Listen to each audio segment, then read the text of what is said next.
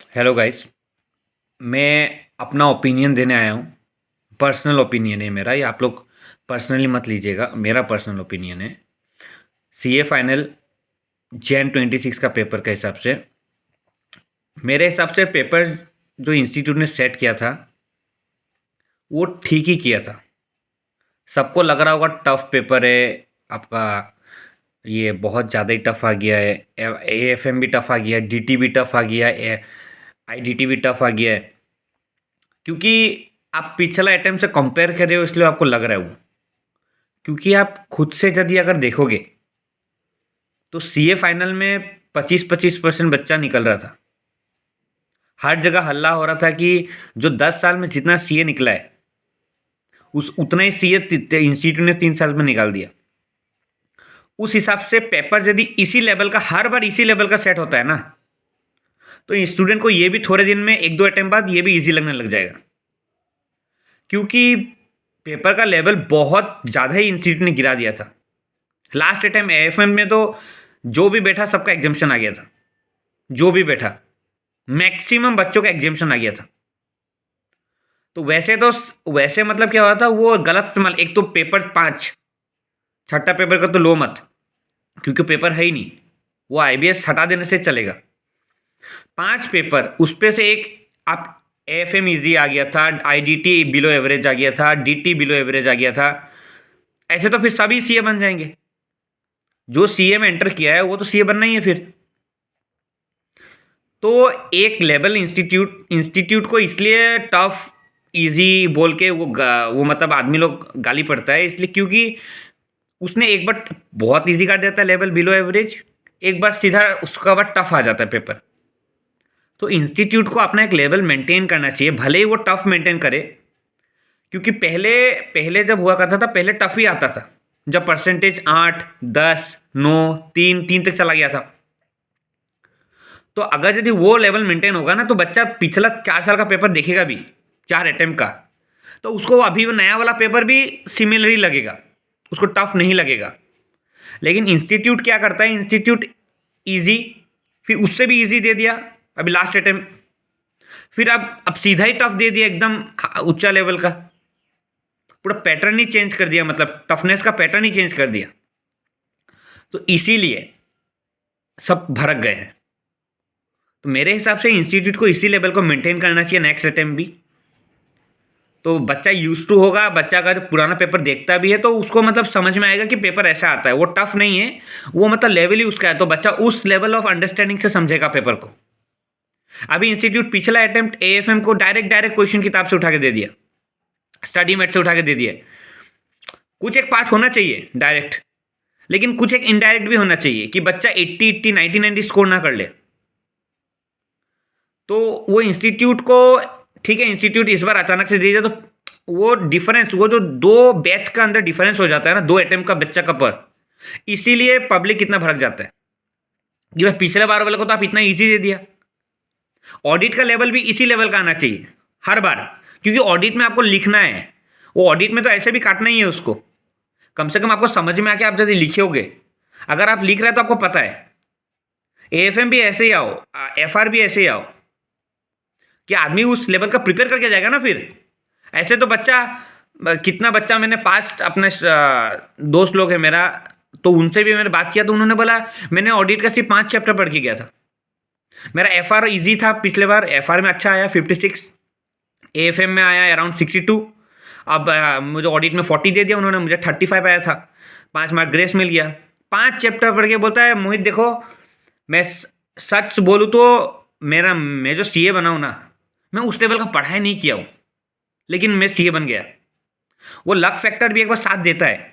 तो उस अटेम्प्ट का बच्चा और इस अटेम्प्ट का बच्चा, जिस इस अटेम्प्ट का बच्चे के साथ, तो वो क्या बोलता, वो जस्टिफाई नहीं हुआ ना चीज़। तो same level of paper institute को काटना चाहिए, मेंटेन करना चाहिए एक लेवल को। और क्योंकि अब एमसीक्यू भी है, तो अभी क्या बोलता है, जैसे डीटी का, और इस बार का डीटी का और आईडीटी का एमसीक्यू इतना भी डिस्क्रिप्टिव टफ हो सकता है। डिस्क्रिप्टिव टफ था क्योंकि नया नया पेपर, ऐसा बच्चा पहले कभी देखा नहीं है, तो एमसीक्यू इतना भी टफ नहीं था। Transfer pricing, cost plus method आया था एमसीक्यू में। आपका जीएसटी रेट का फाइन कितना लगता है वो आया था 200 रुपये पर डे अप टू 10,000 रुपीज़। फिर कस्टम ड्यूटी का प्रोविजनल असेसमेंट वाला आया था, first day of the month से लगता है इंटरेस्ट, वो डायरेक्ट क्वेश्चन था वो सब। फिर आपका जो एचएसएन कोड का आया था वो 6 एचएसएन कोड लगता है 5 करोड़ का ऊपर।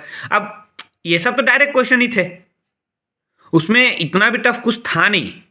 और टोटल इनकम का जो क्वेश्चन आता है आईडीटी का आपका एमसीक्यूज में, वो पिछला बार से ठीक ही था। पिछला बार कितना एडजस्टमेंट था आपका, 10-12 एडजस्टमेंट था। इस बार क्लियर कट 6-7 एग्जामेशन था। एक हॉस्टल वाला एग्जामेशन था, फिर एक आपका रेस्टोरेंट वाला था, रेस्टोरेंट में इनपुट टैक्स नहीं मिलता है, वो मतलब डायरेक्ट था। सिर्फ दो इनपुट को प्लस करो आपका इनपुट डेटा आ जाता था, 3 आउटपुट को प्लस करो आपको इनपुट डेटा आ जाता था। टीसीएस का आया था प्रोविजन, ई कॉमर्स ऑपरेटर का आया रहा। पिछले बार से मेरा हिसाब से ठीक ही था हुआ पेपर। हाँ, आपका डिस्क्रिप्टिव पार्ट तो था ना, वो टफ था। टफ इसलिए लगा क्योंकि वैसा क्वेश्चन हमने कभी सॉल्व नहीं किया है, वैसा क्वेश्चन इंस्टीट्यूट ने कभी आरटीपी में डाला भी नहीं है।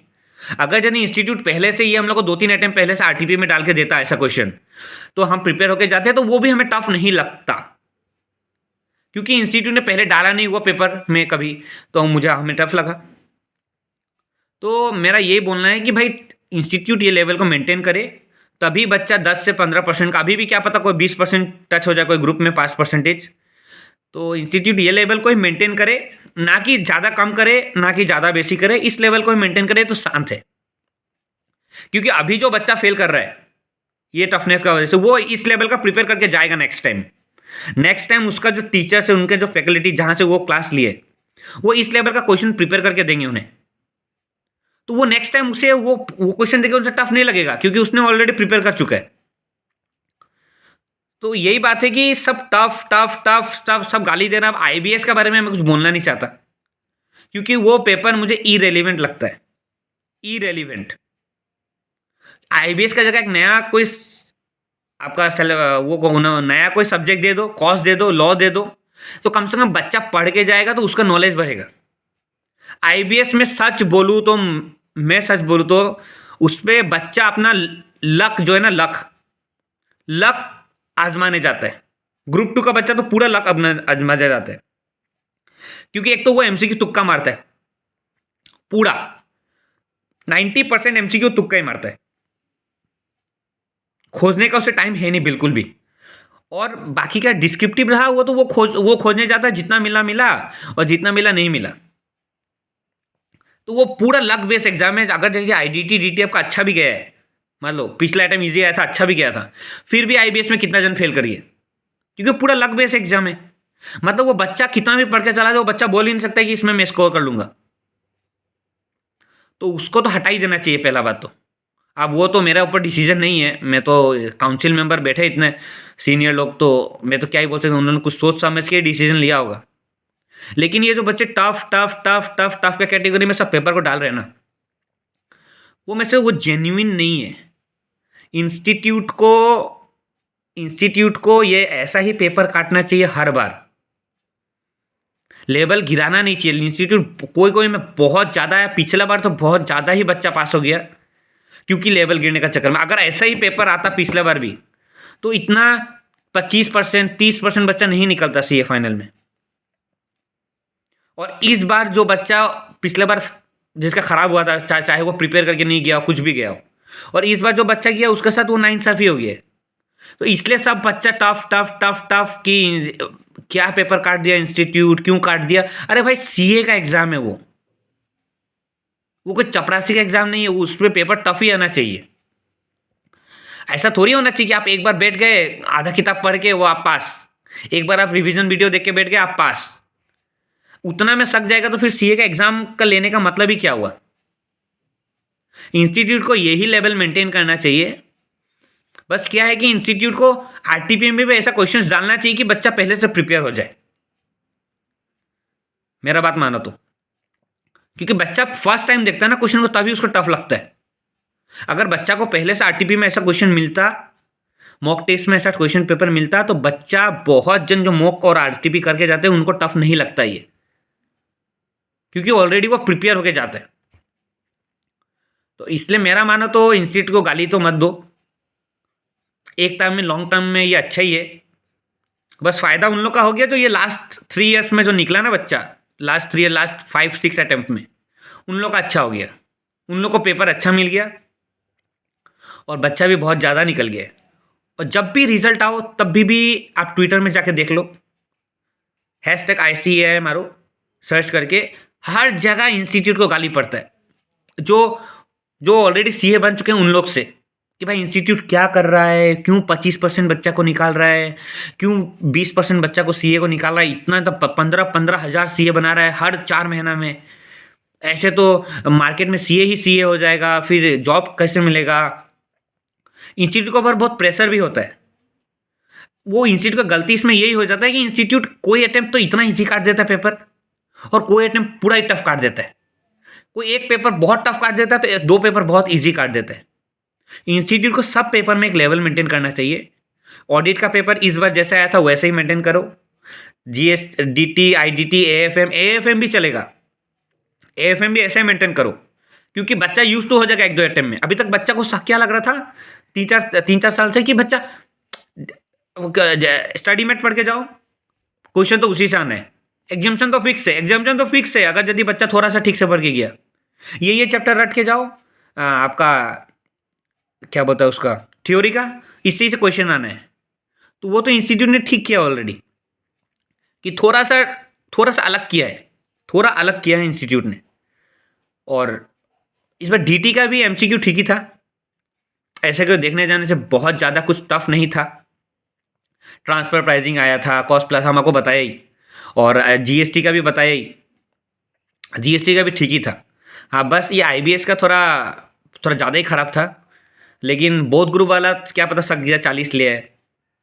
तो मैं ये बोलूँगा कि इंस्टीट्यूट को ये लेवल, अगर यदि इंस्टीट्यूट का कोई आदमी देख रहा है ये, तो मेरा एक्सपीरियंस है, पर्सनल एक्सपीरियंस है, इंस्टीट्यूट को मेंटेन यही करना चाहिए लेवल। बस क्या है, इंस्टीट्यूट को कोई अटेम्प्ट में बहुत ज़्यादा ईजी नहीं दे देना चाहिए। नहीं तो यदि जो अटेम्प्ट में इंस्टीट्यूट ईजी काटा है ना, याद रखना नेक्स्ट अटेम्प्ट में इंस्टीट्यूट को गाली मिलेगी कि भाई आपने बहुत टफ पेपर काट दिया। क्योंकि देखो, जो अटेम्प्ट में ईजी काटा इंस्टीट्यूट, उस अटेम्प्ट में अच्छा से स्टूडेंट निकलेगा पास होके, ठीक है। अब नेक्स्ट अटेम्प्ट में इंस्टीट्यूट उसको रिकवर करने के लिए थोड़ा टफ पेपर काटेगा, और जो बच्चा पिछले साल का पेपर देख के आया ना, करके आया था एक आइडिया रफ आइडिया लेने के लिए, उसको लगेगा भाई ये क्या आ गया, पिछला बार तो डायरेक्ट क्वेश्चन था किताब से, इस बार तो आउट ऑफ द बॉक्स आ गया है।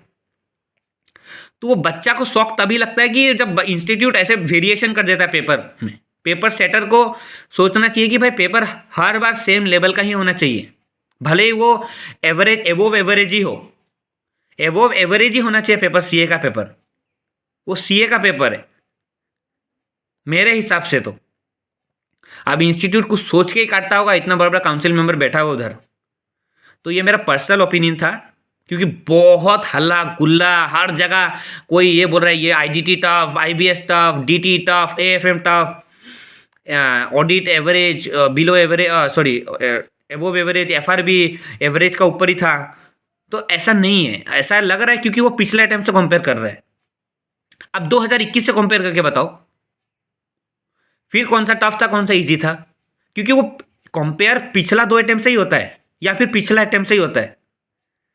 तो इसलिए बच्चा को पिछले अटेम्प्ट से कंपेयर करेगा तो अचानक से बहुत टफ आ जाएगा, फिर नेक्स्ट अटेम्प्ट इंस्टीट्यूट इजी दे देगा तो वो बोलेगा पिछला अटेम्प्ट से कंपेयर करेगा below average below average below average.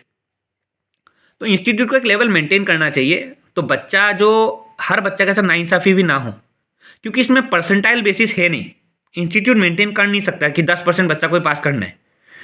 अगर इजी भी पेपर आया तो बच्चा 30% निकल रहा है तो उसको 30% निकालना पड़ेगा। अगर 10 निकल रहा है, टफ आया तो 10 ही निकालना पड़ेगा, उससे ज़्यादा भी नहीं निकाल सकते, उससे कम भी नहीं निकाल सकते। तो भाई तुम पेपर ही ऐसा काटो कि भाई वो 10-15 का अराउंड ही निकले बच्चा, 10-15% के अराउंड।